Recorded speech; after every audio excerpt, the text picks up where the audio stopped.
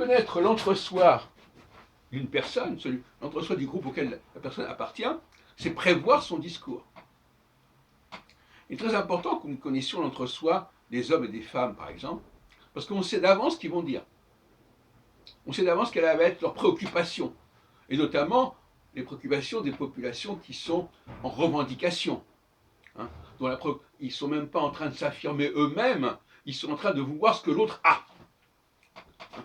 Ah, mais moi j'ai pas ça, moi j'ai pas ça, j'ai pas ça. Bon. Donc finalement, il y a des entre-soi qui sont marqués par la revendication et le mimétisme.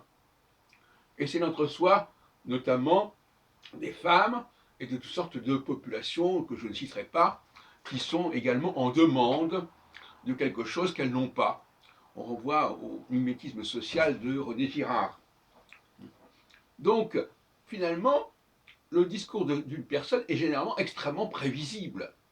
Hein, surtout quand on est dans une population qui a des entre-soi revendicatifs, égalitaires. Et ils vont parler que de ça, ça devient obsessionnel. Et nous on veut ceci, et nous on veut cela, comme les autres. Bon. Et